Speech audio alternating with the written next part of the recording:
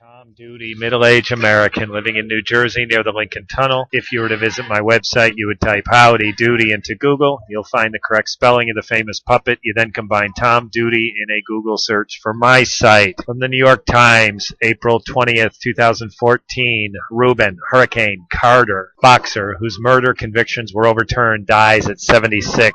Selwyn Raab. Part 2. Trouble from the start.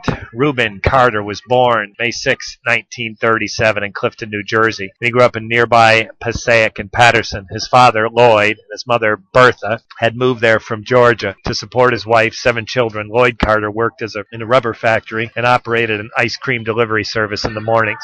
A deacon in the Baptist church, his father was also a disciplinarian. He put Reuben to work cutting and delivering ice at age 8, and when he learned Reuben at 9 and some other boys had stolen clothing from a Passaic store, he turned his son into the police. Reuben was placed on 2 years probation. A poor student in trouble from the start, Reuben was placed in school for unruly pupils. When he was age 4, at age 11, after stabbing a man, he was sent to a Jamesburg state home for boys, now called New Jersey Training School for Boys. He said he had acted in self-defense and the man had made sexual advances, tried to throw him off a cliff. At Jamesburg, guards frequently beat him and abused him, he wrote in his autobiography.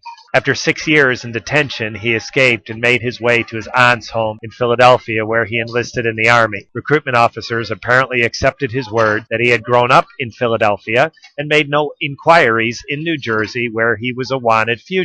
Thriving in the Army, Mr. Carter became a paratrooper in the 101st Airborne Division in Germany and put on boxing gloves for the first time. He found he enjoyed associating with boxers. They were strong, honest people, hard-working, equally hard-fighting, he recalled. There were no complications there whatsoever, no fears, no tensions. He won 51 bouts, 35 by knockout while losing only 5. He became the Army's European light welterweight champion. Mr. Carter also took speech therapy courses and overcame his stutter. He became interested in Islamic studies. Although he never formally converted, he sometimes used the Muslim name Saladin Abdullah Muhammad.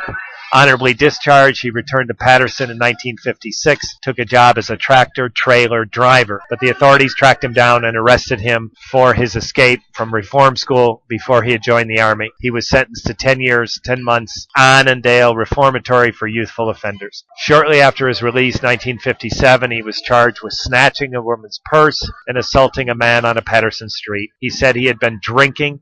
He served 4 years in Trenton State Prison, where quiet rage became his constant companion, he wrote. He also rekindled his interest in boxing and attracted the attention of fight managers. On September 22, 1961, a day after his release from prison, he fought his fight professional light, winning 4-round decision for a $20 purse. I was in my element now, he wrote. Fighting was the pulse beat of my heart, and I loved it. Mr. Carter was an instant success and became a main event headliner with a powerful left hook. He was more of a puncher than a stylist, winning 13 of his first 21 fights by knockout. It's the end of part 2. Tom Doody, middle-aged American living in New Jersey near the Lincoln Tunnel. If you were to visit my website, you would type Howdy Doody into Google. You'll find the correct spelling of the famous puppet. You then combine Tom Doody in a Google search for my site. Thank you for listening. Have a good day, good evening, or restful night's sleep.